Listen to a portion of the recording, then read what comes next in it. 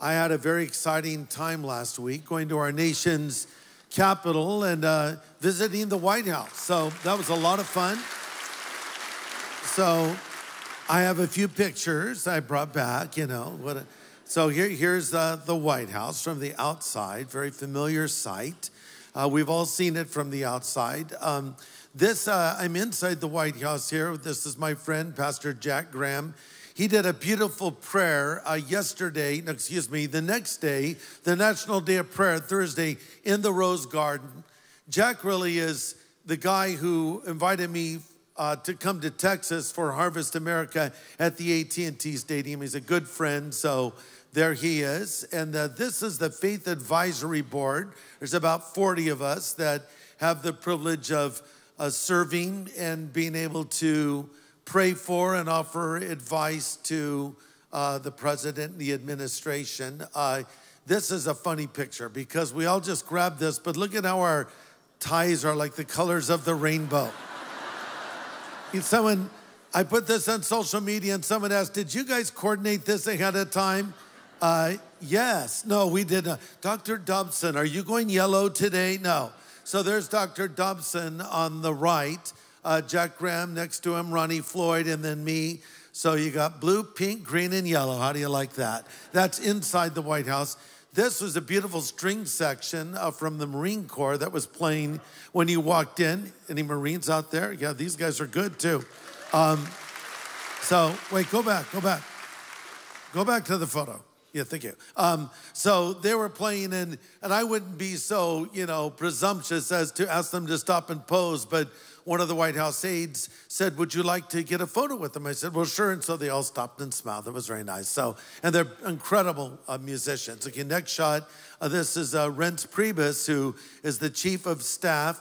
And I talked to him, and he told me he listens to our radio program all the time. That was kind of surprising to me.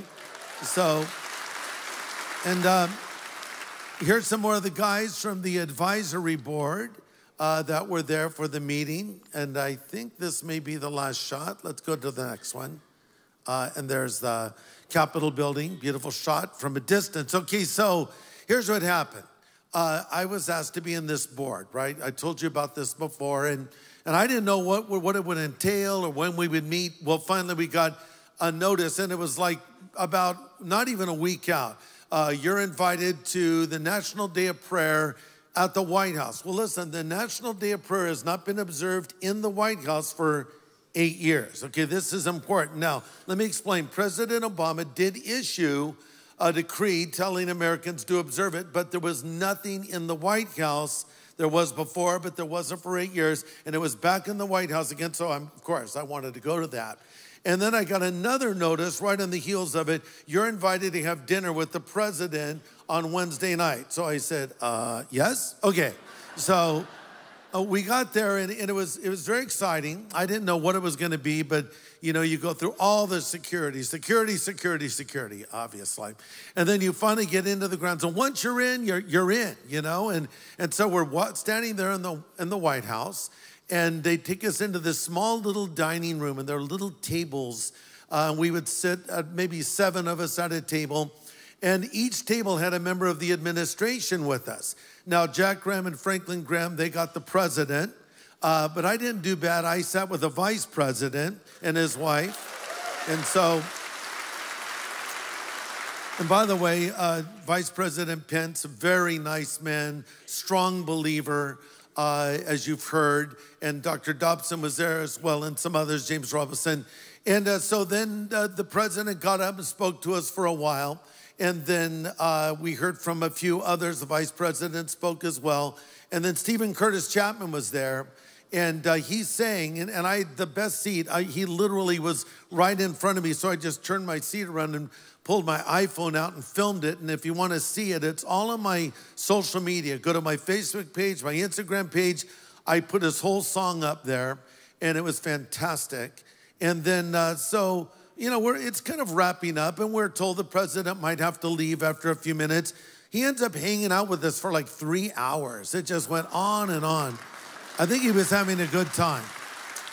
So then we're done with dinner, and by the way, the meal was fantastic. My wife said, "What did you eat?" Okay, so we had a wonderful salad to start. I'm forgetting what kind. I think it was a shrimp salad, a little bit of steak, small little steak, vegetables, a dessert, sort of a chocolate mousse thing. I don't know if you care, but some people ask me this. So, but it was a great meal.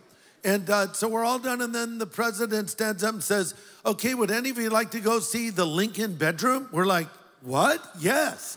So I think this is outside of protocol because normally people are not taken up to the second floor where the family has their private quarters. So there's like, he's leading us, telling us about the paintings on the wall, and we're 40 of us are going up the stairs. We were reduced to being like little children. We're just like, all of us were excited, of course, and we're walking on the hallway, and there's portraits of presidents and first ladies, and then we go into the Lincoln bedroom, and there's this large bed. I'm not sure if the president ever slept there, President Lincoln, but it was, and then there's a desk, and this is where President Lincoln wrote the Gettysburg Address. Like, what, you know? And then there's a portrait of him on the wall, and President Trump said, and that was President Lincoln's favorite portrait of himself. Then we're all just standing there, taking it in. He says, "It's cool, huh?" We're all like, "Yeah, it's totally cool." So then we came back downstairs, and the little Marine Corps string section was playing still. Oh, one other thing, we went out in the Truman balcony, and you can see the Washington Monument, beautiful night, and the president's taking selfies with people. I mean, this was like crazy. It was, and I talked to a few that had been there before. Dr. Dobson's been to the White House a number of times.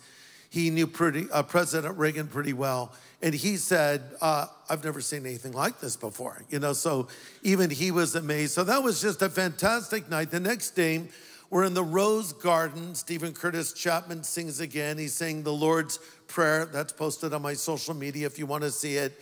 And then Pastor Jack prayed, others prayed. It was just an amazing time. Okay, so some people hearing this say, "Well, you know, Greg, stay out of politics," okay? Let me address that for a moment.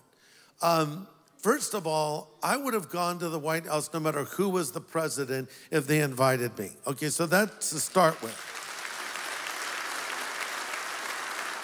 If the president of the United States invites you to dinner, I don't care if you voted for them or not, you go to dinner with the president. And besides, it's a free meal, right? So, and then, you know, I was never invited by President Obama. If Secretary Clinton had won and asked me to be on some faith advisory board, I would have jumped at the chance. Of course I would do that. I mean, how can we say it's a bad idea to try to offer godly counsel to those who are in positions of authority? You know, it's illogical. This argument is illogical. Like, "Oh, Daniel, you can't talk to Nebuchadnezzar because you don't agree with all of his policies." Well, no, try to influence him, right? Same can be said of Joseph with the Pharaoh. Coming back to politics. Christians should stay out of politics. No, I disagree. Christians need to be involved in everything in our country today, including politics.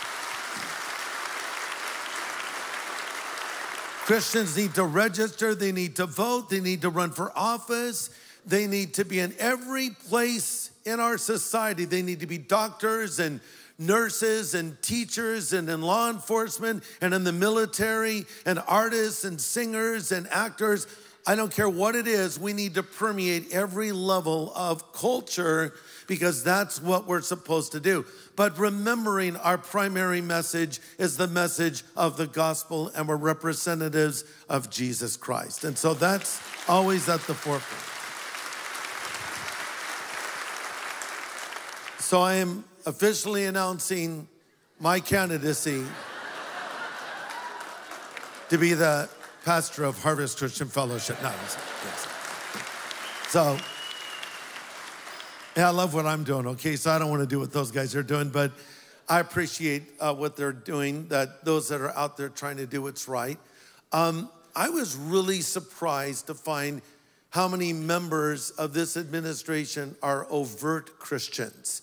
And many of them meet for Bible study every week. And I don't want to say who and what, but I met people and I was surprised to find they were a believer and very encouraged by that as well. So we've got a lot of fellow brothers and sisters in the most powerful place in the world right now.